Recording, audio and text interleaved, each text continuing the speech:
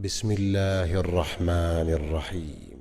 Tu savais que les hadiths, les paroles et gestes attribués au prophète Mohammed n'ont pas été écrits dès le début et que leur compilation reste encore aujourd'hui un sujet de débat parmi les savants musulmans?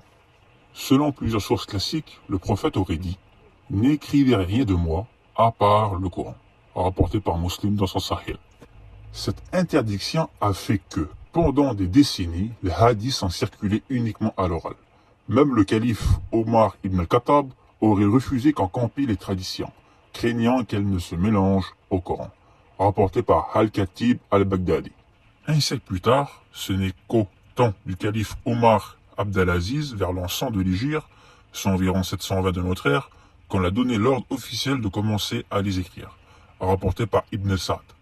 Il charge Ibn al-Shihab al-Zuhri, un grand érudit de Médine, de rassembler les traditions connues. Mais même là, ce n'est pas encore un livre canonique. Chaque région, Médine, Koufa, Bassora, Damas, avait ses propres traditions.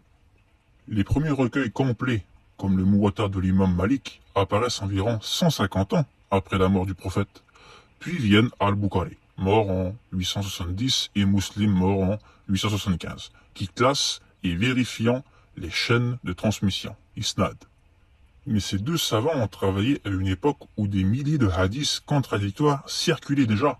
Al-Bukhari aurait examiné plus de 600 000 hadiths, pour n'en retenir que environ 7 000 avec répétition, rapportés par Ibn al-Ajal.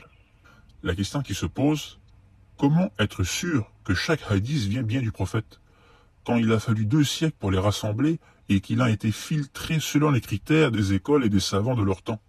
Conclusion, certains musulmans considèrent que ces compilations sont inspirées et infaillibles, d'autres, même parmi les savants, reconnaissent qu'elles sont le fruit d'un travail humain, brillant, mais faible.